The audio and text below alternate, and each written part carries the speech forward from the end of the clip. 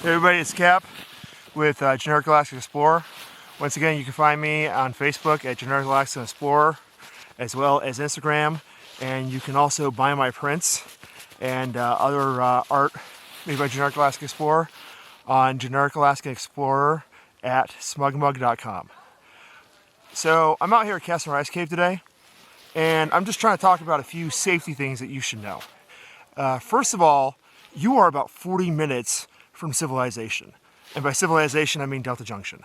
There is Lodge at Black Rapids, but that is a very small place and it's hard to get to. Speaking of that, there is almost little to no cell reception out here. So I personally carry with me some kind of GPS device. This is a Garmin Mini. I'm not going to promote them right now today, but it's a good device and I carry it with me when I go to Alaska. It's a little spotty in Alaska, but it still works pretty well. And as a first responder, I do recommend those. Also, have a plan, because I've seen people who come out here before and they literally get lost walking a straight line, which sounds dumb. It sounds like I'm insulting people, but I'm really not. It does happen. Know the weather, know the conditions, because these roads a lot of times are very icy and a lot of people aren't prepared, not even just for the roads, but for the mile-long hike to Castner Glacier. So it's easy to Google. You can find out any place where this is at. But when you get to Castner Bridge, then you need to go ahead and park in the parking spot and then walk to the trail. If you're doing it during the winter, you're going to be probably following a trail that somebody else has already made to the glacier itself. Now, speaking of that trail you need to be careful about, because a lot of these trails and self-made packed-in paths are made by random people who just showed up that day or the day before, and they decided to go ahead and pretty much use that trail or make that path. So for all you know, you're walking over something dangerous and you have no idea. So keep that in mind. Perfect example, when I came out here around midnight one time, don't do that. When I come out here around midnight and with just a lantern, and you can see those photos on Facebook, I could hear water underneath me. And I was following a packed trail that somebody else had walked that day. Obviously, a lot of people have walked because this is very popular. And there were open holes into the river all around me. And that's the thing about the winter. During the winter, it's easier to get here, and it's safer to go into the ice cave a little bit. I don't recommend going into the cave. It is an active ice cave. It does collapse, it does change, it does shape. That's why I come out here every month or every other month and take different photos, because this area is constantly changing. But because of that, there is a river that comes through here. And sometimes the river is frozen, sometimes the river is still slightly frozen, but running underneath. Both are dangerous. The reason why is because when the water starts to slow down, it gets wider and wider and wider underneath. Sometimes it's completely frozen underneath and all the water dries up underneath. So that means that there could be anywhere from a 2 to 10 foot gap. I once watched a snow machine about 3 years ago fall into a hole coming out here. Speaking of that, there used to be a lot of snow machines and a lot of susfies out here from tourist groups. That has cut down, luckily, because the state has kind of jumped in and pretty much prohibited them. They still come out here, you can still see their tracks, but a lot of the large tour groups have stopped bringing the giant machines out here, which is nice, because back in the day, like 2 years ago, you'd have these big groups come out here, and they would just purposely park their susfies right in front of the entrance of the ice cave, or purposely bring all their stuff right in front, so you can't get a good shot unless you pay them or work with them. Going into the tour groups. Tour groups, there's a lot of them out here. There's a lot of tourists out here. This is a great tourist spot. Thing to keep in mind, show respect, show dignity, show etiquette. What I mean by that is if there's a large group coming through and there's only a small path, if it's just one person or two, go to the side, let them pass through. Another one though, that kind of tweaks me, because I had this problem with a bunch of tourists coming up even to here.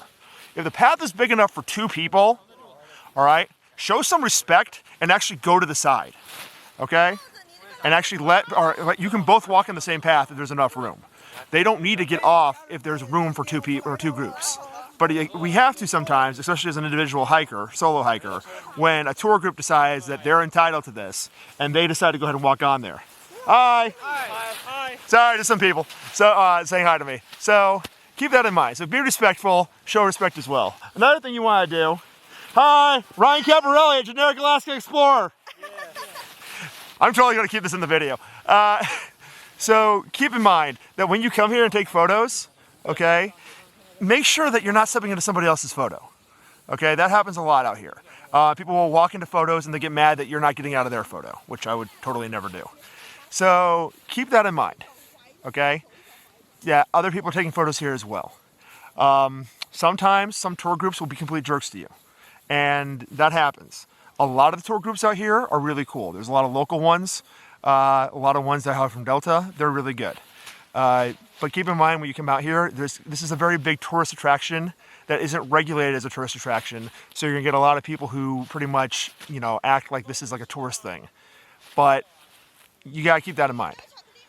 You also get people from Fairbanks who think they have local entitlement, which is funny because, you know, I'll say it. Fairbanks ain't local. You say Delta ain't local at Fairbanks, Delta's gonna say you're not local in Delta.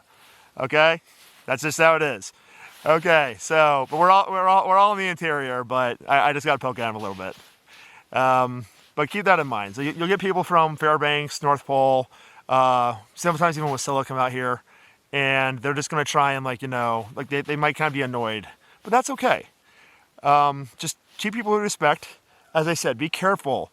Because I've been out here before, and as I said, I've walked the path, and at midnight, and there's been, you know, times when I've seen, like, you know, there's like running water both sides of me. So keep that in mind. Also, another thing too, we're going into the ice cave. The ice cave is not safe. Once again, as I said, there's giant holes, there's giant gaps in the ice, and you could be walking over a 20-foot drop. Is that possible? Not as much, but I mean, it still could be deep. It still could be like 5-6 feet deep, and there could be running water underneath.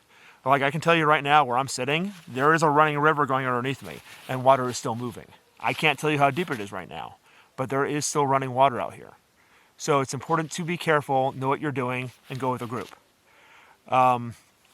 Also, some other things to keep in mind, it gets darker out here a lot faster. So have a plan if you get out here at night. I always recommend bringing a flashlight with you, and bring some kind of rescue device with you as well. I already shut off my garment a little bit. So keep that in mind. Be safe. Let people know that you're out here. I actually have a couple buddies who are also first responders who, even though I'm out here by myself, they know I'm out here. And if I don't respond back to them within about, I'd say, 2 more hours, they're going to come out and start doing the action to come find me. So keep that in mind. Another thing too is remember to bring water. I can't stress this enough. As a individual that has been a medic for a lot of groups and a lot of tour groups out here, that I can tell you a lot of people get dehydrated right now. And a lot of people, especially from warmer climates, think that, oh, I'm fine. I'm from Texas. I'm from Georgia. I'm from Alabama. I can handle a little dehydration. It's different up here. Okay? It is different. It's going to feel different. And it takes time to figure out how it feels. And you could be getting dehydrated and not even realize it. So just keep that in mind. Keep with the group. And just try to maintain and, you know, enjoy it. I recommend taking photos. And also remember, there's no cell signal out here. I think I mentioned that already. But there is no cell signal out here. So plan accordingly, and hope you enjoy Castner Glacier. If you come out here during the summer, it's a little bit easier to get to. I usually recommend going on the left side of the river. A lot of people go on the right and they can't get to the cave. But I do recommend not going into the ice cave or even going to the entrance of the ice cave during the summer.